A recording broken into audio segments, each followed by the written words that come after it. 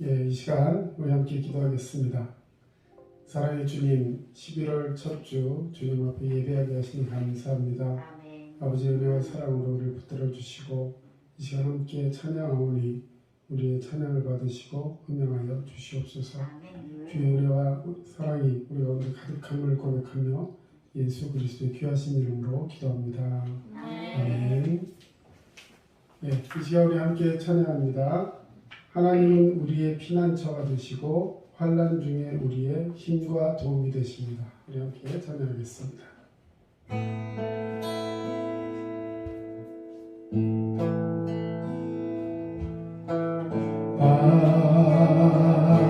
하나님은 우리의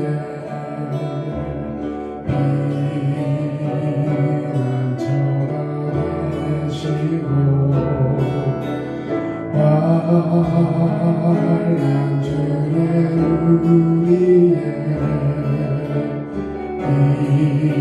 힘과 우리 다시 한번 고백합니다. 하나님은 우리의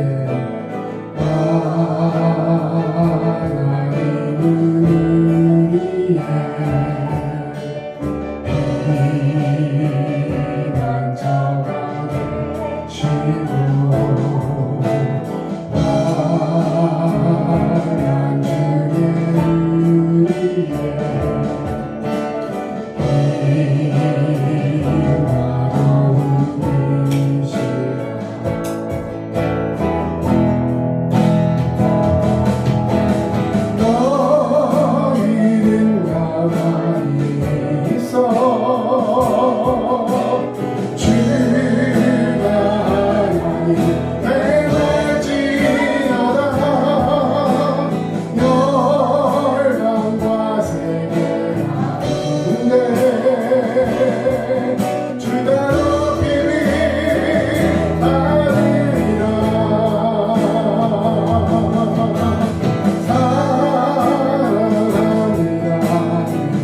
아버지 찬양합니다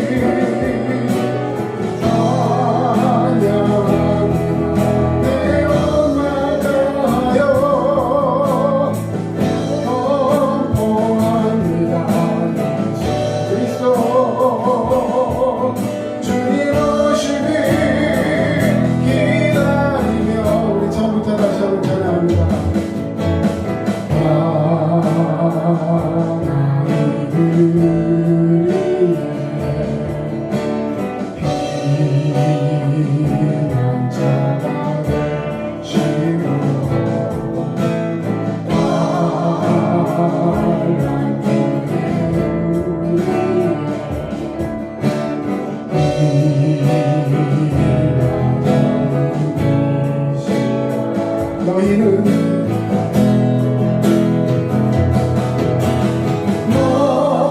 너희는 가만히 있어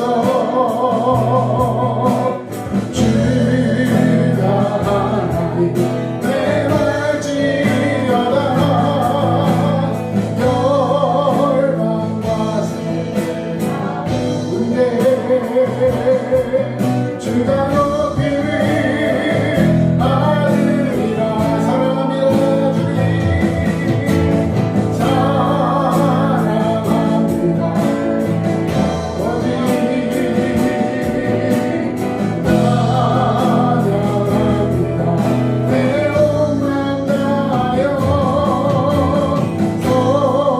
선포합니다 예수 그리스도 주님 오심을 기다리며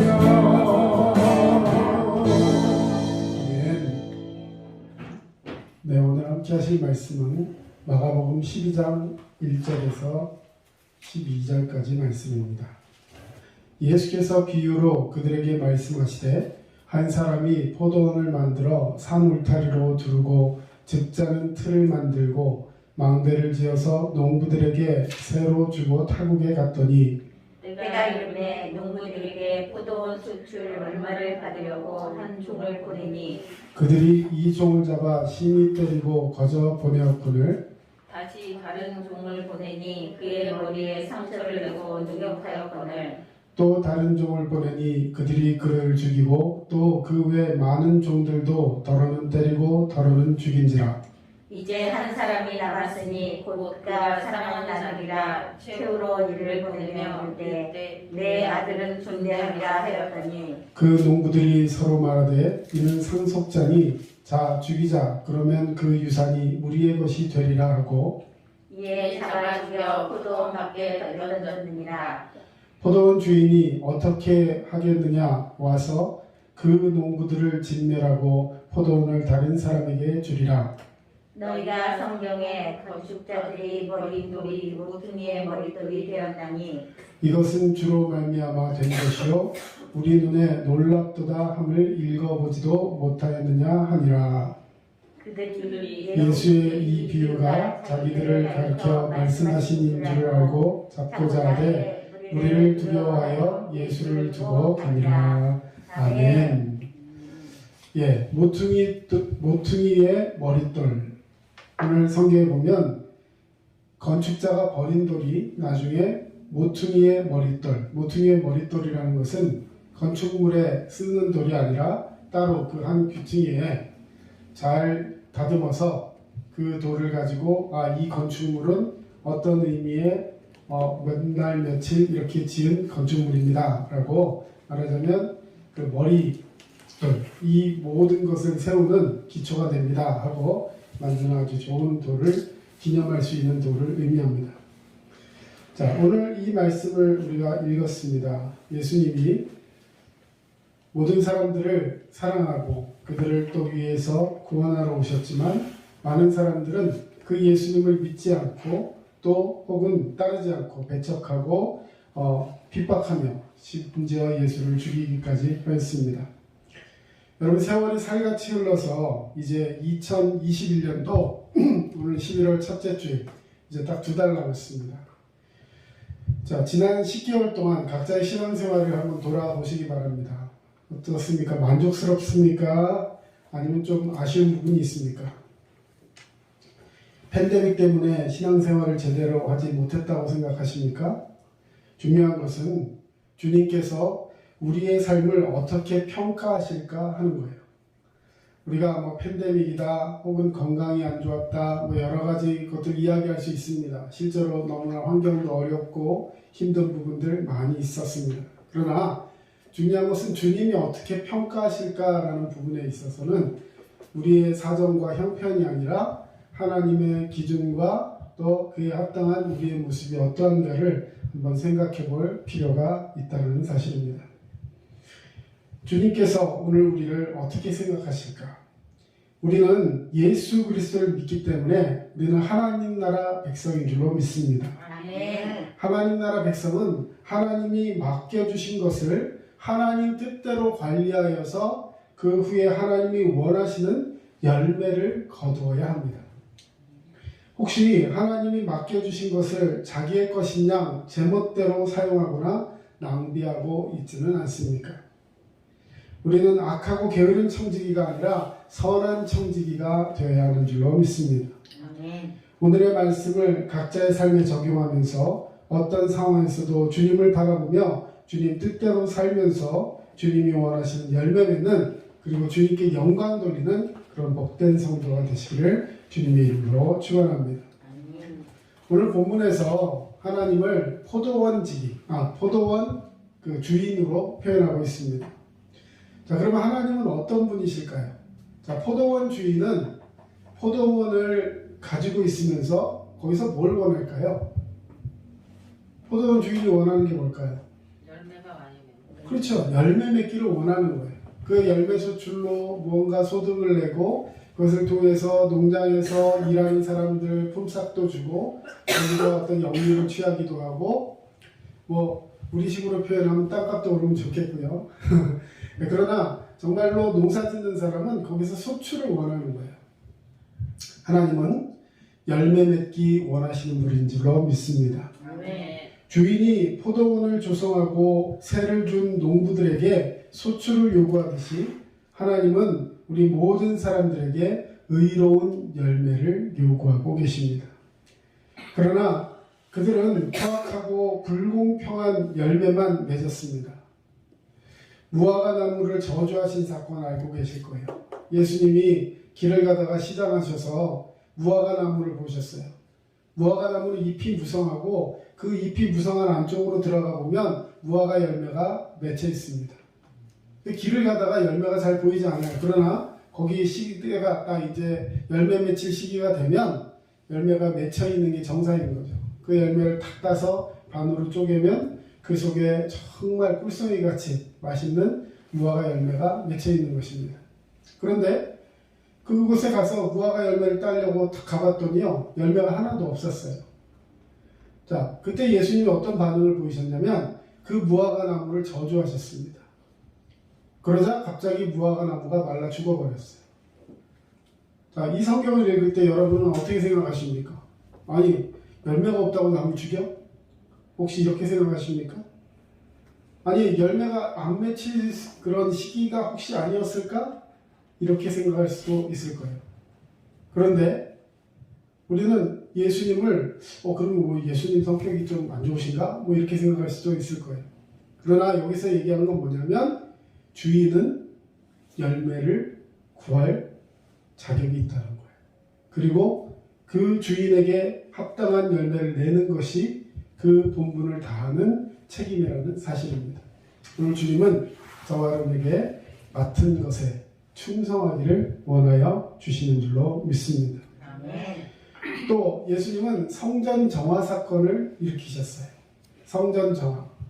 성전에 가서 제사 드리고 사람들이 함께 모여서 자기의 죄를 고백하고 죄를 씻기고 참 평안을 얻고 돌아오는 것, 이것이 성전이었는데 그것이 어느새부턴가 사람들이 너무 많이 모여 있다 보니까 사람들이 거기서 장사를 하기 시작하는 거예요.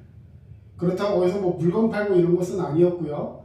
성전에 가서 제사를 드리려면 제물이 필요합니다. 예를 들어서 양과 염소, 뭐 소, 송아지 이런 것들이 필요해요. 근데 멀리서부터 오다 보니까 이것이 분명히 올 때는 성한 것이었는데 계속 끌고 오다 보니까 중간에 나뭇가지에 눈을 탁 찍힌다든지 아니면 너무 오랜 시간 오다 보니까 송아지 같은 경우는 수송열이라는 것이 있어요. 너무 여행을 많이 하면 힘들어가지고요. 소가 이렇게 뭐라고 표현할까? 망가진다 그럴까요? 아프게 됩니다. 네, 심지어는 잘못하면 죽을 수도 있죠. 자, 이런 것들이 염려가 되어서 나중에는 어떤 것이 되냐면 이제 그 근처에서 말하자면 송아지를, 좋은 송아지를 가지고 있다가 제사 드리러 오는 사람들에게 적절한 값에 파는 거예요. 그러면 그 사람 멀리서 가져오지 않아도 되고, 멀리서 오려면 소만 옵니까? 여물도 같이 와야 되잖아요. 굉장히 번거롭기 때문에 아주 제도를 간편하게 해서 사람들이 합리적으로 제사를 드릴 수 있도록 도와주는 그런 사람들이 한두 사람 생기기 시작했어요. 그런데 문제는 뭐였냐면 거기에 제사장들이 개입하기 시작합니다. 왜냐하면 엄청난 이권이 생기기 때문에. 자, 어떤 이권이 있었을까요? 송아지를 가져와서 제물로 드릴 때 그것이 올바른 정결한 것인가 아닌가를 판단하는 사람은 제사장이었어요.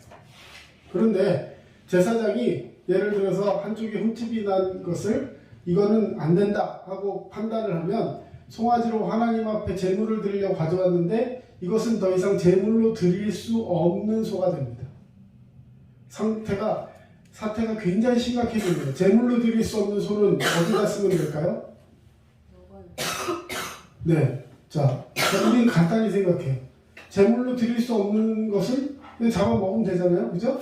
그런데 이스라엘 법에는, 종교 법에는 제물로 드리지 않는 소는 먹을 수도 없어요.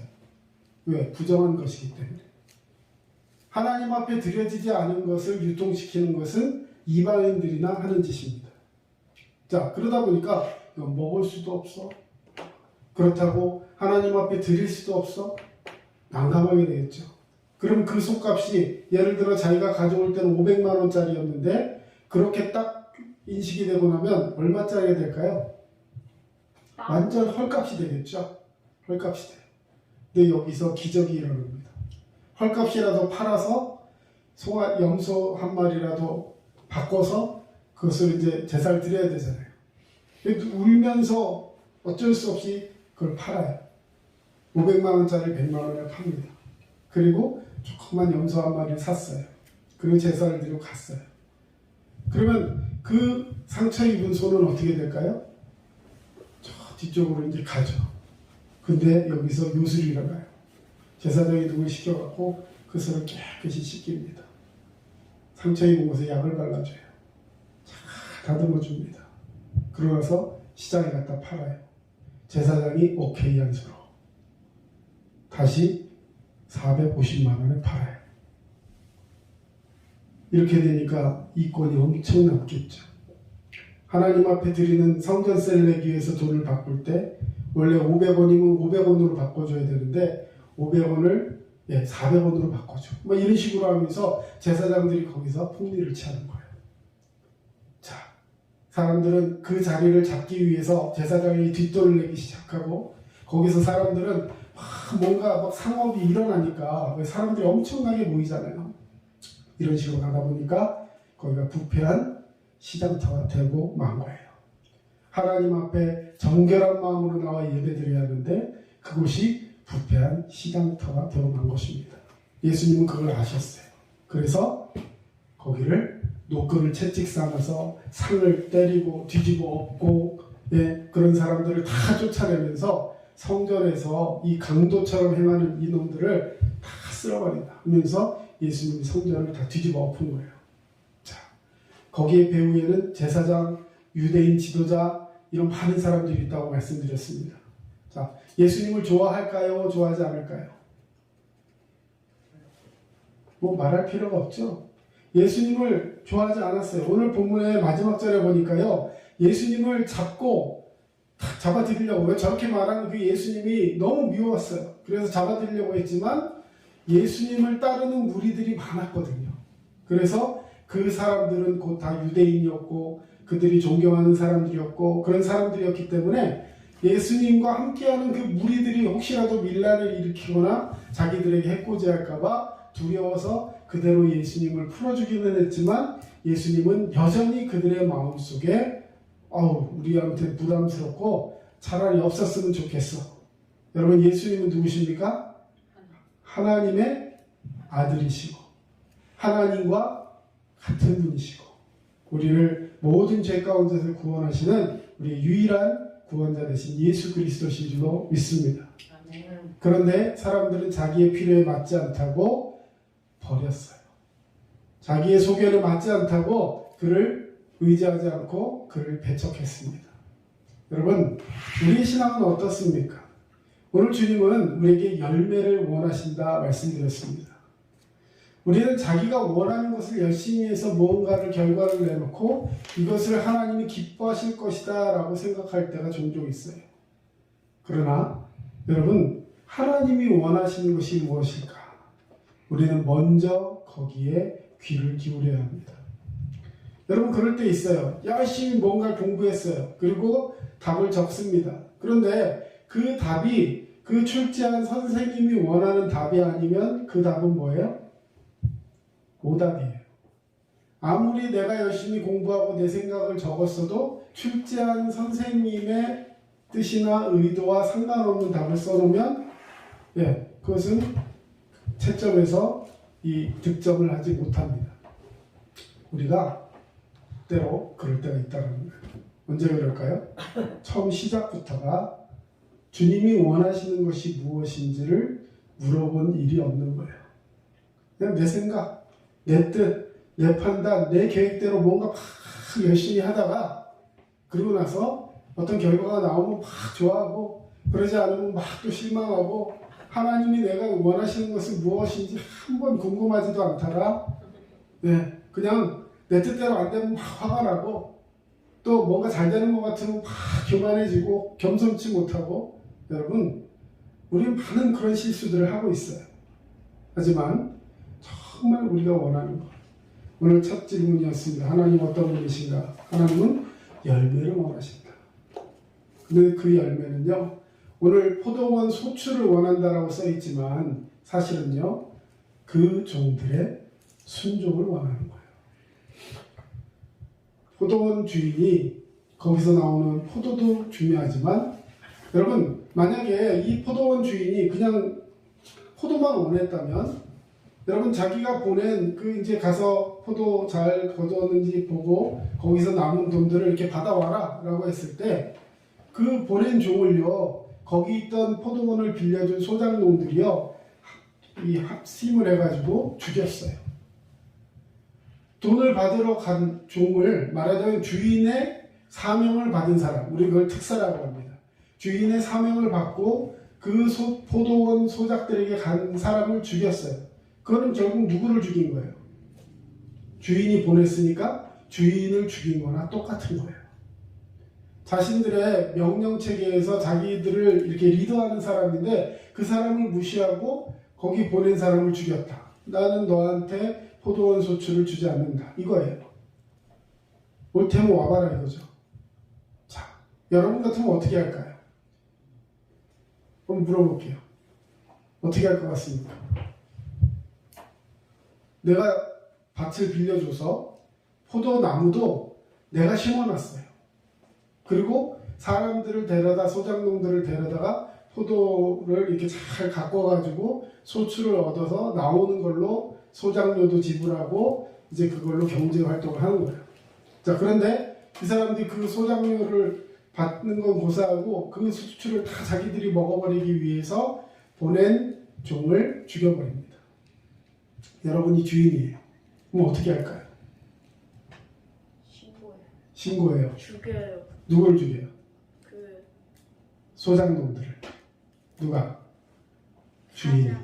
다른 군대나 사람들을 보내거나 오늘날로 치면 경찰을 보내거나 이렇게 하면서 그 사람들을 싹 쓸어버릴 거예요. 그런데 오늘 주인은 어떻게 했습니까? 다시 또 종을 보내요. 근데 그 사람도 죽여요. 그런데 이 주인이 또 다시 다른 종을 보내요. 저는 그 종이 불쌍해요. 그렇죠? 뻔히 죽는 줄 알면서 가요. 주인에게 순종해서. 근데 세 번째 종도 죽어요. 그러고 나서 이제는 마지막 한 사람이 남았다는 거예요. 자, 이제 한 사람이 남았으니 곧 그가 사랑하는 아들이라. 최후로 이를 보내어 이르되 내 아들은 존대하리라 하였다니. 이제 종들은 다 죽었어요. 이제는 아들 하나 남았다. 여러분, 앞에 보낸 종들은 그냥 심부름꾼이다 생각하지 마세요. 그들은 그 주인의 청지기요, 사랑하는 신하요, 정말 아들 같은 그런 존재들이었을 거예요. 그런데 그들을 죽인 그 사악한 소장농들에게 해코지하지 않고 마지막으로 아들까지 보냅니다. 여러분, 하나님은 왜 직접 안 가요? 주인이 보내는 거예요. 왜요? 주인이 가면 그 사람들에게는 더 이상은 자비가 없는 거예요. 심판이 임하는 거예요. 그래서 주인이 종들을 보내는 거예요. 하나님께서 우리에게 오시면 어떻게 될까요? 공의로우신 하나님이 우리에게 오시면 우리는 그를 보자마자 죽는 거예요.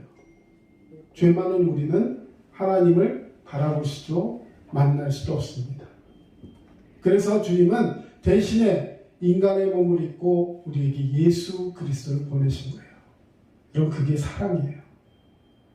왜 직접 안 가냐? 뭐 어떻게 보면 좋은 발상일 수 있지만 하나님 직접 오시면 그 자체가 심판이에요. 끝입니다. 하나님은 참아주세요. 얼마나 많이 참아주시냐고요? 오래 참으시는 분입니다. 우리가 주님 앞에 회개하고 돌아올 때까지 주님은 우리를 길이 참아주시는 줄로 믿습니다. 아멘. 여러분, 그 주님 앞에 고백하며 회개하며 나아갈 수 있는 분이에요. 그럼 언제까지 참아주실까요? 결국에는 심판이 임합니다. 하나님이 오래 참으심을 시험하는 것처럼 어리석은 사람이 없어요. 계속 참으시겠지? 하나님 절대 멸망시키지 않아요. 여러분, 예수 그리스도께서 다시 온다 약속하시고 지금 2021년이 됐습니다. 주님이 안 오신다고 생각하시면 큰 오산이에요. 주님이 왜 이토록 오래 참으실까? 마지막 한 사람을 위해서 여러분 주님은 참고 계세요. 우리가 그러면 예수 믿는 주님의 자녀로서 해야 할 것이 무엇일까요? 여러분, 아직까지도 주님을 알지 못하는 사람들에게 복음을 전해야 하는 책임이 우리에게 있는 줄로 믿습니다. 우리에게는 그것이 열매예요. 내가 맺어야 할 열매는 생활 속에서 무언가 결과를 내서 나도 기쁘고 하나님도 기쁜 그것이 아니라 하나님이 원하시는 열매는 잃어버린 한 영혼을 찾기를 원하신다는 것입니다. 그것을 위해서 여러분 공부해서 다른 사람들을 도울 수 있는 위치에 있어야 해요. 혹은 다른 사람들을 위해서 내가 가진 건강을 사용할 수 있는 마음의 여유도 있어야 합니다. 여러분 준비해야 합니다. 그러나 그런 모든 것보다 더 우선되고 중요한 것이 무엇이냐? 하나님의 마음을 알고 하나님께서 원하시는 것을 위해서 나의 시간과 생각과 물질과 모든 것을 사용할 수 있는 하나님의 마음을 가진 청지기가 되어야 하는 줄로 믿습니다. 아멘. 여러분, 오늘 마지막 아들을 보내면서까지 주님은 참아주셨어요. 그런데 이 소작농들은 어떻게 했습니까? 7절에 그 농부들이 서로 말하되 이는 상속자니. 자, 그 다음 글자 한 글자 읽어주세요. 자 뭐예요? 죽이자. 이게 무슨 얘기예요? 그냥 어떤 한 사람이 이는 상속자니 죽이자. 그러면 그 유산이 될 것이다. 그럼 다른 사람들이 그럴까? 이게 아니라 자라는 말은 청유형이에요. 청유형. 다시 말해서 함께 작당하고 함께 유도하고 함께 이제 뭔가를 하자는 거예요. 여러분, 마음과 뜻과 정성과 모든 것을 합하여서 한 마음을 품어 우리는 그리스도의 마음을 품어야 하는 줄로 믿습니다. 이것이 빌립보서 2장에 있는 같은 마음을 품는 사람들의 모습이에요. 하나님이 우리에게 원하시는 것은 한 마음, 그러나 그 한 마음은 예수 그리스도의 마음이니, 이는 근본 하나님과 같은 분이시지만 동등될 것으로 여기지 않고 자기를 낮추어서 다른 사람을 섬기면서 죽기까지 섬겨주신 예수 그리스도의 사랑인 줄로 믿습니다. 아멘. 그런데 지금 어디다 한 마음을 품고 있어요? 주인이 보낸 그 아들을 죽이는데 한 마음을 품고 있다는 거예요. 이것이 세상 사람이요 예수 그리스도를 믿지 않는 사람들의 모습인 것입니다. 자, 죽이자. 그러면 그 유산이 우리의 것이 되리라. 얼마나 멍청하고 얼마나 미련한 것입니까? 아까 우리 안청년이 얘기했지만 여러분, 그 주인이 오면 심판이에요. 끝나는 거예요. 그런데 그 아들을 죽이면 이 모든 게 우리 것이 된다는 착각을 가지고 있어요. 이건 왜 그럴까요? 자기들이 포도원을 경영하고 말하는 농사를 짓고 하고 있으니까 그것이 자기 것인 것처럼 생각이 된 거예요. 하나님이 내게 맡겨주신 것인데 하나님이 내게 맡겨주신 시간과 물질과 생각과 이 모든 것을 하나님 것임을 인정하지 못하고 마치 내 것인 것처럼 사용했다는 거예요. 그리고 이제 그것을 통해서 내게 영광 돌리고 내게 예배하며 하나님 앞에 나와서 열매를 내놓으라는 하나님의 명령 앞에는 불순종하면서 아니 내가 내 시간 들여서 내가 이렇게 열심히 해놓은 건데 왜 뭘 내놓으라 그래? 여러분, 정말로 미련한 것입니다. 하나님은 우리를 정말로 사랑하시지만 길게 참으시지만 그것이 끝까지 참으시는 게 아니에요. 반드시 심판의 날이 옵니다. 이에 잡아 죽여 포도원 밖에 내 던졌느니라. 포도원 주인이 어떻게 하겠느냐? 와서 그 농부들을 진멸하고, 진멸이라는 것은 한마디로 씨도 남기지 않는 거예요. 여러분, 진멸이라는 말이 들어갈 때는 그 사람들만 죽이는 것이 아니라 그 사람들의 가족과 모든 것이 다 망가지는 거예요. 성경에 보면 하나님 말씀에 순종하고 믿음으로 살아가는 사람은 그 자손 1000대까지 복을 받는다 말씀해 주셨습니다. 반면에 하나님 말씀에 불순종하고 계명을 어기고 하나님 앞에 순종의 열매를 맺지 못하는 자는 그 자손 3, 4대까지 벌을 받는다라고 말씀해 주셨어요. 3, 4대라는 것은 그 자손의 흔적이 없어진다는 거예요. 여러분, 우리는 예수 믿는 믿음의 명문가가 되어야 하는 줄로 믿습니다. 할아버지가 예수 믿고 할머니가 예수 믿고 아버지 어머니가 예수 믿고 그 아들이 또 그 부인이 그리고 이제 그 자손이 예수 믿어요. 자, 여러분 한 가족이 그려지시죠? 온 가족이 주일이면 모여서 교회 와서 예배하고 같이 또 모여서 교제하고 또 그런 사람들이 그 믿음의 공동체 안에서 친구들과 이야기하고 또 믿지 않는 사람들을 그런 믿음의 가족 문화에 초대해서 함께 이야기하고 함께 기도하며 중보해주며 그런 사람들의 무리를 만들어가는 것. 여러분 이게 교회의 역할인 것입니다. 오늘 주님께서 우리에게 원하시는 것, 하나님 말씀에 순종하며 살아가며 이 모든 것이 하나님께서 맡겨주신 이 모든 것이 내 것이 아니라 주님의 것임을 고백하며 주님 앞에 순종하는 자가 되어야 할 줄로 믿습니다. 오늘 그 농부들 결국 어떻게 됐을까요? 농부들을 진멸하고 포도원을 다른 사람들에게 주리라. 자, 자기 것인 줄 알았는데 주인 오니까 끝났어요. 심판받고 끝입니다. 그럼 내가 그 농사 안 지면 이거 이제 끝이지. 누가 져? 아무도 못해. 아니에요. 영적 교만입니다. 여러분, 하나님께서 우리에게 맡겨주신 것 할 사람이 나밖에 없어서 그런 거 아니에요. 우리에게 기회를 주신 것입니다. 그리고 안 되면 하나님은 또 다른 사람들을 세우실 수 있어요. 내가 아니면 여러분 절대 그런 마음 먹으면 안 돼요. 하나님이 저와 여러분을 너무도 사랑하고 계십니다. 기회를 주셨어요. 달란트를 주셨어요. 그리고 그것들을 잘 경영해서 주님 오시는 그날에 떳떳하게 내어놓기를 원하시는 것입니다. 자, 너희가 성경의 건축자들이 버린 돌이 모퉁이의 머릿돌이 되었나니 이것은 주로 말미암아 된 것이요 우리 눈에 놀랍도다 함을 읽어보지도 못하였느냐 하시니라. 오늘 이 말씀 예수 그리스도를 가르쳐 주시는 말씀이에요. 저와 여러분 오늘 이 말씀을 읽으면서 저와 여러분은 예수 믿고 이제 믿음 안에서 살아가는 그런 귀한 존재들이지만 아직도 그 주님을 알지 못하는 많은 사람들이 우리 주변에 지천으로 널려 있다는 것을 우리는 인식해야 합니다. 코로나 상황으로 인해서 사람들은 더 예수 앞에 나오는 것을 마치 안 나오는 것이 당연한 것처럼 또 혹은 굳이 교회까지 나가서 그러느냐 이러면서 교회 와서 예배하는 이 모든 것들을 등한히 하는 그런 분위기가 사회적인 분위기가 되어버리고 있습니다. 그러나 여러분 우리는 그런 세상 것에 미혹돼서는 안 돼요. 주님 앞에 나오기를 사모하고 이 부족한 이 자리를 하나님 말씀으로 채우면서 믿음으로 나아가는 저와 여러분이 되어야 할 줄로 믿습니다. 아멘. 현재 나의 상황이나 형편 때문에 실망하고 계십니까?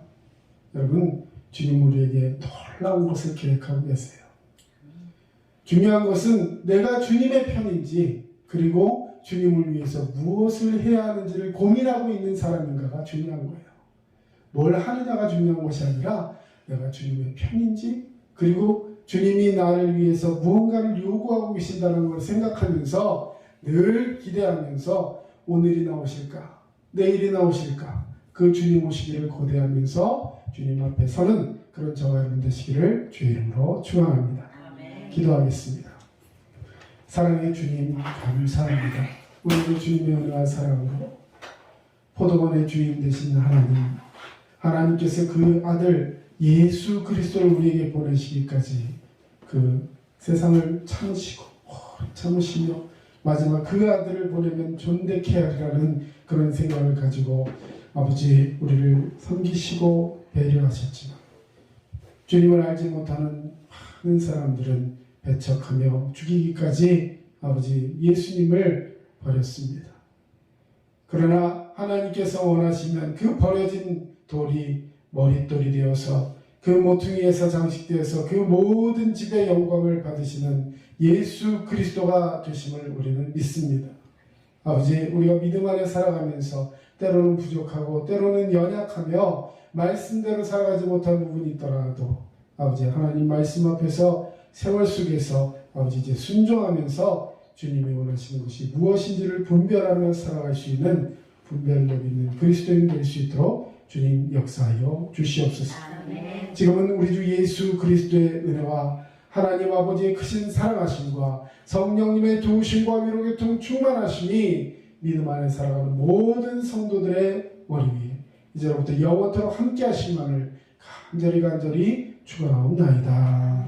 아멘. 주님 감사합니다. 주님 감사합니다. 주님 은혜와 사랑으로 더 충만하며 아버지 믿음으로 좀 기도하시는 저희를 시도록 도와주시옵소서. 호동 주인 되시는 아버지 주님의 그 말씀과 은혜를 사모하며 믿음과 생명을 잡으시도록 주님 도와주시옵소서. 우리의 연약함을 아시는 주님, 주여 우리가 꾸짖지 않으시는 주님, 말씀 앞에 승리케 하시고 믿음으로 나아가시는 우리 모두가 되시도록 주님 도와주시옵소서.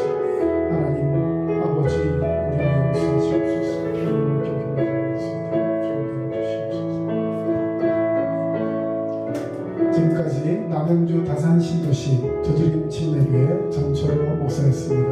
여러분 믿음으로 늘 건강하시고 승리하세요. 감사합니다.